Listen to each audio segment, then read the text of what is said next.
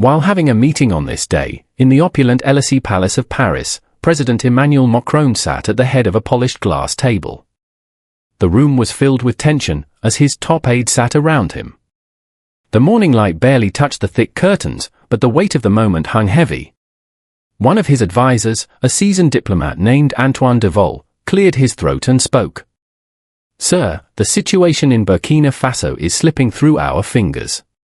Traoré's rise is causing a ripple effect across the region.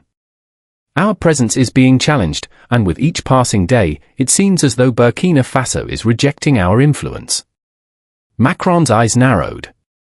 He had been briefed for weeks about the unrest in Burkina Faso, the growing discontent with France's interference, and the surge in support for the young leader, Captain Ibrahim Traoré. Traoré had emerged from the military ranks, and unlike many of his predecessors, he stood firm against the old colonial powers. The people had rallied behind him, and Macron knew this could not go unchallenged. Macron exhaled deeply, his voice cold and calculated. "Then it's time we offer them something they can't resist.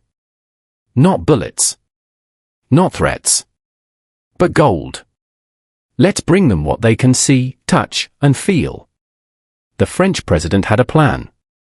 He believed gold, wealth, and promises of prosperity could buy the hearts of the Burkina people. So, without wasting a moment, France set its machine in motion. The Golden Partnership was born. Across the Sahel, Burkina Faso's dry, red earth carried the sound of resistance. The people had seen leaders come and go, offering them empty promises and broken dreams. But now, a new chapter had begun. Ibrahim Traoré was different. He had earned the respect of his people through his integrity and vision. He didn't sit in palaces or make speeches from behind curtains, he led from the front alongside the people. When he spoke, he didn't just talk about Burkina Faso's future. He lived it. But the French saw an opportunity to change that. A few weeks after Macron's meeting, sleek French diplomats descended on Ouagadougou, wearing crisp suits and carrying expensive briefcases. They brought promises of prosperity, and with them, a new propaganda campaign that would stretch across the country. The French diplomats spoke of gold reserves hidden in vaults deep beneath the earth, gold that would flow freely to Burkina Faso if they only agreed to partner with France again. Development funds that would modernize cities, build schools, and bring clean water to every village. Free scholarships to elite Parisian universities for young Burkinabé students.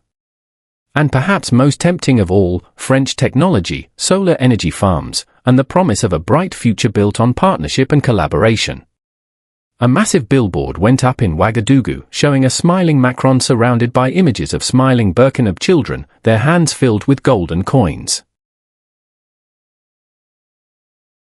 The French government even sent a golden statue of Macron, as a gift to the people of Burkina Faso, symbolizing their future together. But something unexpected happened. The people of Burkina Faso didn't fall for it. They knew better. They had lived under the weight of colonialism for too long. They had seen the empty promises from those who came before. The French, while offering glittering riches, had never shared the wealth they had taken from the land. Traoré didn't need gold to inspire the people. He needed truth. Across towns, villages, and cities, the Burkinabé started rejecting the golden deception. In the market squares, people gathered to voice their outrage. They tore down the billboards, replacing them with graffiti that said, "We are not for sale. Gold cannot buy our souls. Traoré walks with us, not with their chains." The youth led the charge.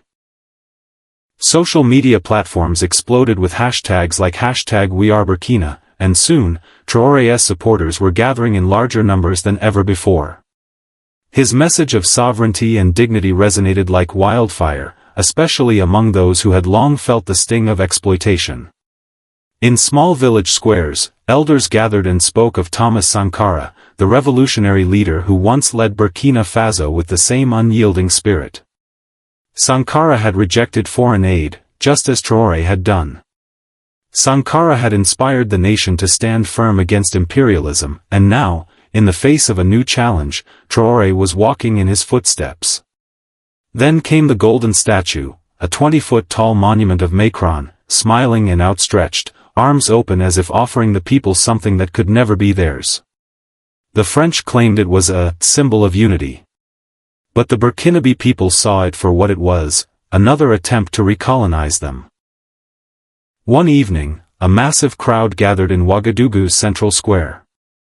When the statue was unveiled, the people's anger reached its boiling point. As the French diplomats stood by, expecting applause, the crowd did something no one expected: they tore the statue down. The Burkinabé people did not throw stones or fire bullets. Instead, they used their hands, their strength, their unity to bring down the towering symbol of deceit. The crowd cheered as the statue crashed to the ground, its golden surface glimmering in the light. But the people didn't just destroy it. They melted it down and recast it. What did they make? A sword. A symbol of their resistance. The sword was placed in front of the National Assembly, with a plaque that read, "This land bows to no deceiver. We are not your puppets. We are free." Back in Paris, the French government watched in disbelief as the Golden Plan unraveled before their eyes. The media reports were clear. The Burkinabé had rejected Macron's golden lies. The statue was gone. The promises were broken. And Traoré was still standing strong. Macron's advisors scrambled, trying to figure out where they had gone wrong. "How could they reject the golden opportunity we gave them?" one advisor asked. The truth was simple. The Burkinabé were not looking for handouts. They didn't need France's gold. What they needed, and had always needed, was respect and sovereignty. As the crisis reached its peak, Traoré delivered a final speech that echoed across the globe. Standing before tens of thousands of his people, his voice was calm but powerful. "They came with gold," he said, "but they were offering chains. They came with promises, but their hearts were filled with lies. We are Burkina Faso. We stand on the soil of our ancestors, and we will never bow to anyone who seeks to take that away." The crowd erupted in a roar of unity and defiance. Burkina Faso had spoken. It was no longer the land of empty promises, it was the land of freedom. The golden lie became a defining moment for Burkina Faso. The people had rejected the deceit, held their ground, and embraced the strength of their own identity. And as for France? Macron's plan had failed, not just because the people resisted, but because they had already learned one of the most important lessons of all: no amount of gold can buy your soul. From that day on, Burkina Faso stood as a symbol of resilience, unity, and sovereignty.